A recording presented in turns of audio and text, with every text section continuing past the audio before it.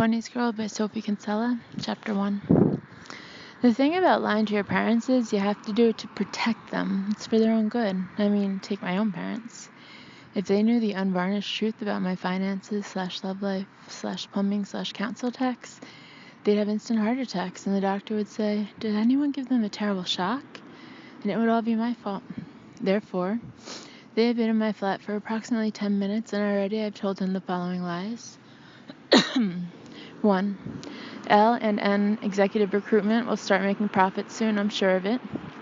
2. Natalie is a fantastic business partner, and it was a really brilliant idea to check in my job to become a headhunter with her. 3. Of course I don't just exist on pizza, black cherry yogurts, and vodka. 4. Yes, I did know about interest on parking tickets. 5. Yes, I did watch that Charles Dickens DVD they gave me for Christmas. It was great, especially that lady in the bonnet. Yes, Peggotty, that's who I meant. 6. I was actually intending to buy a smoke alarm at the weekend. What a coincidence, they should mention it. 7. Yes, it'll be nice to see all the family again. 7 lies, not including all the ones about Mom's outfit, and we haven't even mentioned the subject. As I come out of my bedroom in a black dress and hastily applied mascara, I see Mom looking at my overdue phone bill on the mantelpiece. "Don't worry," I say quickly. "I'm going to sort that out." "Only if you don't," says Mom, "they'll cut off your line and it'll take ages for you to get it installed again, and the mobile signal is so patchy here." "What if there was an emergency? What would you do?" Her brow is creased with anxiety. She looks as though this is all totally imminent, as though there's a woman screaming in labor in the bedroom, and floods are rising outside the window, and how will we contact the helicopter? How? I hadn't thought about it. Mom, I'll pay the bill, honest.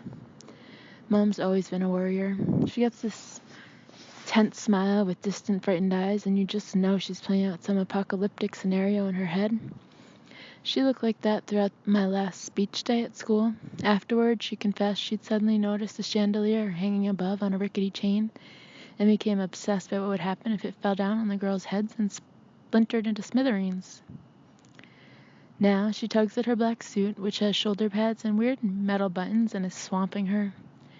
I vaguely remember it from about 10 years ago when she had a phase of going on job interviews, and I had to teach her all the really basic stuff, like how to use a mouse.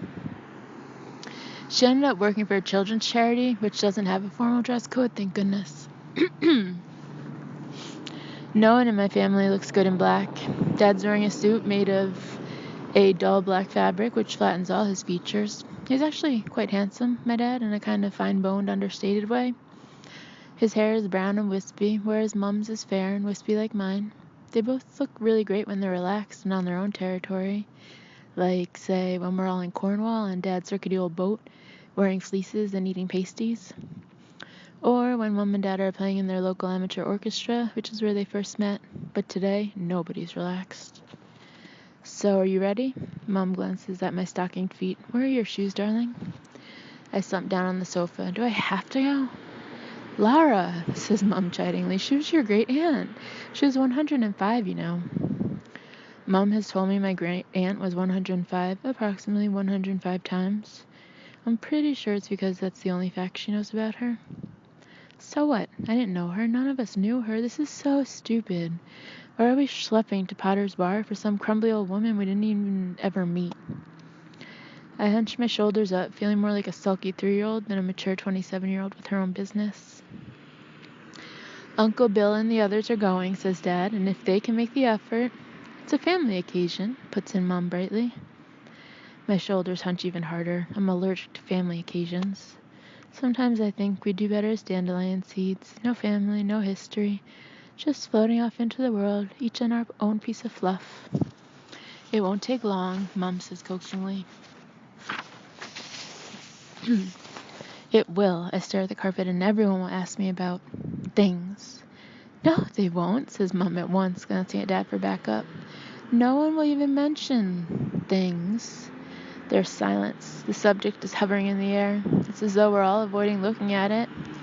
At last, Dad plunges in. "So, speaking of things," he hesitates, "are you generally okay?" I can see Mom listening on super high alert, even though she's pretending to be concentrating on combing her hair. Oh, I say after a pause. I'm fine. I mean, you can't expect me just to snap back into... No, of course not. And Dad immediately backs off, then he tries again. But you're in good spirits? I nod assent. Good, says Mom, looking relieved. I knew you'd get over things. My parents don't say Josh out loud anymore because of the way I used to dissolve into heaving sobs whenever I heard his name. For a while, Mom referred to him as he who must not be named. Now he's just things. And you haven't been in touch with him? Dad is looking anywhere but at me, and Mom appears engrossed in her handbag. That's another euphemism. What he means is, have you sent him any more obsessive texts? No, I say, flushing, I haven't, okay? It's so unfair of him to bring that up. In fact, the whole thing was totally blown out of proportion. I only sent Josh a few texts, 3 a day, if that, hardly any. And they weren't obsessive. They were just me being honest and open, which, by the way, you're supposed to be in a relationship. I mean, you can't just switch off your feelings because the other person did, can you? You can't just say, oh, right, so your plan is we never see each other again, never make love again, never talk or communicate in any way. Fab idea, Josh. Why didn't I think of that? So what happens is you write your true feelings down in a text simply because you want to share them, and next minute your ex-boyfriend changes his phone number and tells your parents. He's such a sneak. Lara, I know you are very hurt, and this has been a painful time for you. Dad clears his throat. But it's been nearly 2 months now. You've got to move on, darling. See other young men. Go out and enjoy yourself. Oh gosh, I can't face another of Dad's lectures about how plenty of men are going to fall at the feet of a beauty like me. I mean, for a start, there aren't any men in the world, everyone knows that. And a 5'3" girl with a snubby nose and no suntan isn't exactly a beauty. Okay, I know I look alright sometimes. I have a heart-shaped face, wide-set green eyes, and a few freckles over my nose. And to top it off, I have this little bee-stung mouth, which no one else in my family has, but take it from me, I'm no supermodel. So is that what you did when you and Mom broke up that time in Polzeath? Go out and see other people? I can't help throwing it out, even though this is going over old ground. Dad sighs and exchanges glances with Mom. We should never have told her about that, she murmurs, rubbing her brow. We should never have mentioned it. Because if you'd done that, I continue inexorably, you would never have got back together again, would you? Dad would never have said that he was the bow to your violin, and you would never have got married. This line about the bow and the violin has made it into family lore. I've heard the story a zillion times. Dad arrived at Mom's house all sweaty because he'd been riding on his bike. And she'd been crying, but she pretended she had a cold, and they made up their fight, and Granny gave them tea and shortbread. Parentheses, I don't know why the shortbread is relevant, but it always gets mentioned. Close parentheses. Lara, darling, Mom says, that was very different. We've been together 3 years. We were engaged. I know, I say defensively. I know it was different. I'm just saying. People do get back together. It does happen. There's silence. Lara, you've always been a romantic soul, begins Dad. I'm not romantic, I exclaim, as though this is a deadly insult. I'm staring at the carpet, rubbing the pile with my toe, but in my peripheral vision, I can see Mom and Dad, each mouthing vigorously at the other to speak next. Mom shaking her head and pointing at Dad as though to say, you go. When you break up with someone, Dad starts again in an awkward rush. It's easy to look backward and think life would be perfect if you got back together, but he's going to tell me how life is an escalator. I have to head him off quick. Dad, listen, please. Somehow I muster my calmest tones. You've got it all wrong. I don't want to get back together with Josh. I try to sound as if this is a ridiculous idea. That's not why I texted him. I just wanted closure. I mean, he broke things off with no warning, no talking, no discussion. I never got any answers. It's like unfinished business. It's like reading an Agatha Christie and never knowing who done it. There, now they'll understand. Well, says Dad at length, I can understand your frustrations. That's all I ever wanted, I say as convincingly as I can, to understand what Josh was thinking, to talk things over, to communicate like 2 civilized human beings. And to get back together with him, my mind adds like a silent truth for arrow, because I know Josh still loves me, even if no one else thinks so. But there's no point saying that to my parents. They'd never get it. How could they? They have no concept of how amazing Josh and I were as a couple, how we fit together perfectly. They don't understand how he obviously made a panicked, rushed, boy-type decision based on some non-existent reason, probably, and how if I could just talk to him, I'm sure I could straighten everything out and we'd be together again. Sometimes I feel streets ahead of my parents, just like Einstein must have done when his friends kept saying, "The universe is straight, Albert, take it from us." And inside he was secretly thinking, "I know it's curved, I'll show you one day." Mom and Dad are surreptitiously mouthing at each other again. I should put them out of their misery. "Anyway, you mustn't worry about me," I say hastily, because I have moved on. I mean, okay, maybe I haven't moved on totally, I amend as I see their dubious expressions. But I've accepted that Josh doesn't want to talk. I've realized that it just wasn't meant to be. I've learned a lot about myself, and I'm in a good place, really. My smile is pasted on my face. I feel like I'm chanting the mantra of some wacky cult. I should be wearing robes and banging a tambourine. Hair, I've moved on. Hair, I'm in a good place. Dad and Mom exchange looks. I have no idea whether they believe me, but at least I've given us all a way out of this sticky conversation. "That's the spirit," Dad says, looking relieved. "Well done, Laura. I knew you'd get there. And you've got the business with Natalie to focus on, which is obviously going tremendously well." My smile becomes even more cult-like. "Absolutely. Hair, my business is going well. Hair, it's not a disaster at all."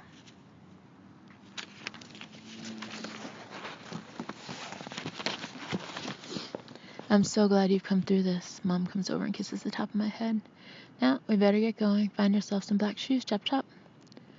With a resentful sigh, I get to my feet and drag myself into my bedroom. It's a beautiful sunshiny day, and I get to spend it at a hideous family occasion involving a dead 105-year-old person. Sometimes life really sucks.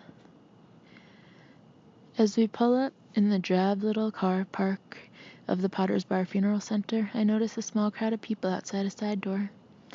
Then I see the glint of a TV camera and a fluffy microphone bobbing above people's heads. "What's going on?" I peer out the car window. "Something to do with Uncle Bill?" "Probably." Dad nods. "I think someone's doing a documentary about him," Mom puts in. "Trudy mentioned it for his book." This is what happens when one of your relations is a celebrity. You get used to TV cameras being around and people saying, when you introduce yourself, "LinkedIn? Any relation to LinkedIn's coffee? Haha." And then being gobsmacked when you say yes. My Uncle Bill is the Bill LinkedIn, who started LinkedIn's Coffee from nothing at the age of 26 and built it up into a worldwide empire of coffee shops. His face is printed on every single coffee cup, which makes him more famous than the Beatles or something. You'd recognize him if you saw him, and right now he's even more high profile than usual, because his autobiography, Two Little Coins, came out last month and is a bestseller. Apparently Pierce Brosnan might play him in the movie. Of course, I read it from cover to cover. It's all about how he was down to his last 20 pence and bought a coffee, and it tasted so terrible it gave him the idea to run coffee shops. So he opened one and started a chain, and now he pretty much owns the world. His nickname is The Alchemist, and according to some article last year, the entire business world would like to know the secrets of his success. That's why he started his Two Little Coin seminars. I secretly went to one a few months ago, just in case I could get some tips on running a brand new business. There were 200 people there, all lapping up every word, and at the end we had to hold 2 coins up in the air and say, "This is my beginning." It was totally cheesy and embarrassing, but everyone around me seemed really inspired. Personally speaking, I was listening hard all the way through, and I still don't know how he did it. I mean, he was 26 when he made his first million. 26! He just started a business and became an instant success. Whereas I started a business 6 months ago, and all I've become is an instant head case. "Maybe you and Natalie will write a book about your business one day," says Mom, as though she can read my mind.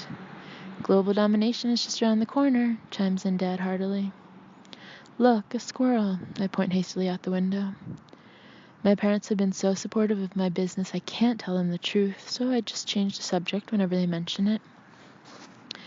To be strictly accurate, you could say Mom wasn't instantly supportive. In fact, you could say that when I first announced I was going to give up my marketing job, and taking out all my savings to start a headhunting company, having never been a headhunter in my life or knowing anything about it, she went into total meltdown.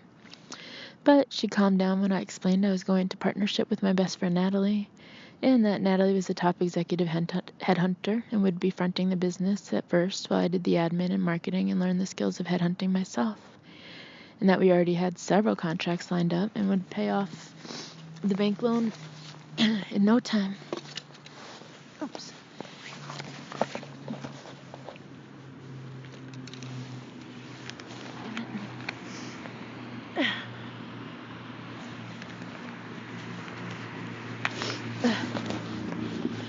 It all sounded like such a brilliant plan. It was a brilliant plan. Until a month ago, when Natalie went on holiday, fell in love with a going beach bum, and texted me a week later to say she didn't know exactly when she'd be coming back, but the details of everything were in the computer and I'd be fine, and the surf was fabulous out here. I should really visit. Big kisses, Natalie, XXXXX.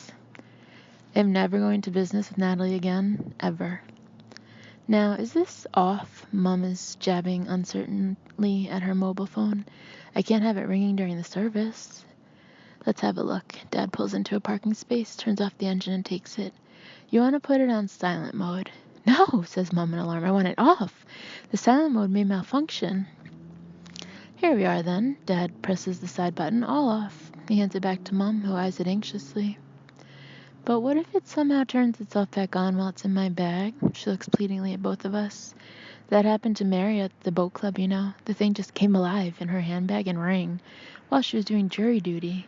They said she must have bumped it or touched it somehow. Her voice is rising and becoming breathless. This is where my sister Tanya would lose patience and snap, "Don't be so stupid, Mom. Of course your phone won't turn itself on." Mom, I take it gently from her. How about we leave it in the car? Yes, she relaxes a little. Yes, that's a good idea. I'll put it in the glove compartment. I glance at Dad, who gives me a tiny smile. Poor Mom. All this ridiculous stuff going on in her head. She really needs to get things in proportion. As we approach the funeral center, I hear Uncle Bill's distinctive drawl carrying on the air, and sure enough, as we make our way through the little crowd, there he is, with his leather jacket and permatan and springy hair. Everyone knows Uncle Bill is obsessed about his hair. It's thick and luxuriant and jet black, and if any newspaper ever suggests that he dyes it, he threatens to sue them. Family is the most important thing, he's saying to an interviewer in jeans. Family is the rock we all stand on. If I have to interrupt my schedule for a funeral, then so be it. I can see the admiration pass through the crowd. One girl, who's holding a LinkedIn takeaway cup, is clearly beside herself and keeps whispering to her friend, "It's really him." If we could leave it there for now, one of Uncle Bill's assistants approaches the cameraman. Bill has to go into the funeral home. Thanks, guys. Just a few autographs, he adds to the crowd. We wait patiently at the side until everyone has got Uncle Bill to scribble on their coffee cups and funeral programs with a Sharpie while the crew films them. Then at last they melt away, and Uncle Bill heads over our way. Hi, Michael. Good to see you. He shakes Dad's hand and immediately turns back to an assistant. Have you got Steve on the line yet? Here. The assistant hastily hands Uncle Bill a phone. Hello, Bill. Dad is always unfailingly polite to Uncle Bill. It's been a while. How are you doing? Congratulations on your book. Thank you for the signed copy, puts in Mom brightly. Bill nods briefly at all of us, then says straight into the phone, Steve, I got your email. Mom and Dad exchange glances. Obviously, that's the end of our big family catch-up. Let's find out where we're supposed to be going, murmurs Mom to Dad. Laura, are you coming? Actually, I'll stay out here for a moment, I say on impulse. See you inside. I wait until my parents have disappeared, then edge closer to Uncle Bill. I've suddenly hatched a demon plan. At his seminar, Uncle Bill said the key to success for any entrepreneur was grabbing every opportunity. Well, I'm an entrepreneur, aren't I? And this is an opportunity, isn't it? When he seems to have finished his conversation, I say hesitantly, Hi, Uncle Bill, could I talk to you for a moment? Wait, he lifts a hand and puts his BlackBerry to his ear. Hi, Paolo, what's up? His eyes swivel to me and he beckons, which I guess is my cue to speak. Did you know I'm a headhunter now? I give a nervous smile. I've gone into partnership with a friend. We're called L&N Executive Recruitment. Could I tell you about our business? Uncle Bill frowns at me thoughtfully for a moment, then says, Hold on, Paolo. Oh, wow, he's put his phone call on hold for me. We specialize in finding highly qualified, motivated individuals for senior executive positions, I say, trying not to gabble. I wonder if maybe I could talk with someone in your HR department, explain our services, maybe put a pitch together. Laura, Uncle Bill lifts a hand to stop me. What would you say if I put you in touch with my head of recruitment and told her, this is my niece, give her a chance? I feel an explosion of delight. I want to sing hallelujah. My gamble paid off.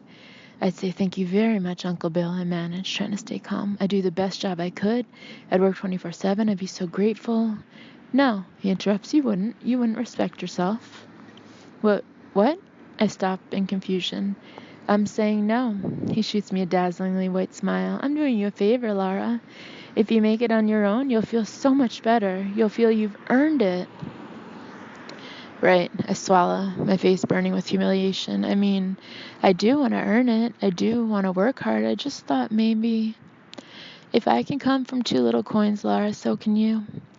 He holds my gaze for a moment. Believe in yourself. Believe in your dream. Here. Oh, no, please, no. He's reached in his pocket and is now holding out 2 10-pence pieces to me. These are your 2 little coins. He gives me a deep, earnest look, the same way he does on the TV ad. Laura, close your eyes. Feel it. Believe it. Say, this is my beginning. This is my beginning, I mumble, cringing all over. Thanks. Uncle Bill nods, then turns back to the phone. Paolo, sorry about that. Hot with embarrassment, I edge away. So much for grabbing opportunities, so much for contacts. I just want to get through this stupid funeral and go home. I head around the building and through the front glass doors of the funeral center to find myself in a foyer with upholstered chairs and posters of doves and a subdued air. There's no one about, not even at the reception desk. Suddenly, I hear singing coming from behind a pale wood door. Shit, it started. I'm missing it. I hurriedly push the door open, and sure enough, there are rows of benches filled with people. The room is so crowded that as I edge in, the people standing at the back have to jostle to one side, and I find myself a space as unobtrusively as possible. As I look around, trying to spot Mom and Dad, I'm overwhelmed by the sheer number of people here, and the flowers. All down the sides of the room, there are gorgeous arrangements in shades of white and cream. A woman at the front is singing Pai Jesu, but there are so many people in front of me, I can't see. Near me, a couple of people are sniffing, and one girl has tears streaming openly down her face. I feel a bit chastened. All these people here for my great aunt, and I never even knew her. I didn't even send any flowers, I realized in sudden mortification. Should I have written a card or something? Gosh, I hope Mom and Dad sorted it all out. The music is so lovely and the atmosphere is so emotional that suddenly I can't help it. I feel my eyes pricking too. Next to me is an old lady in a black velvet hat who notices and clicks her tongue sympathetically. Do you have a handkerchief, dear? She whispers. No, I admit, and she immediately snaps open her large, old-fashioned patent bag. A smell of camphor rises up, and inside I glimpse several pairs of spectacles, a box of mints, a packet of hairpins, a box labeled string, and half a packet of digestive biscuits. You should always bring a handkerchief to a funeral. She offers me a packet of tissues. Thanks, I gulp, taking one. That's really kind. I'm the great niece, by the way. She nods sympathetically. This must be a terrible time for you. How's the family coping? Well, I fold up the tissue, wondering how to answer. I can't exactly say no one's that bothered. In fact, Uncle Bill's still on his BlackBerry outside. We all have to support each other at this time, I improvise at last. That's it. The old lady nods gravely as though I said something really wise, as opposed to straight off a Hallmark card. We all have to support each other. She clasps my hand. I'll be glad to talk to you anytime you want. It's an honor to meet any relative of Bert's. Thank you, I begin automatically, then halt. Bert? I'm sure my aunt wasn't called Bert. In fact, I know she wasn't. She was called Sadie.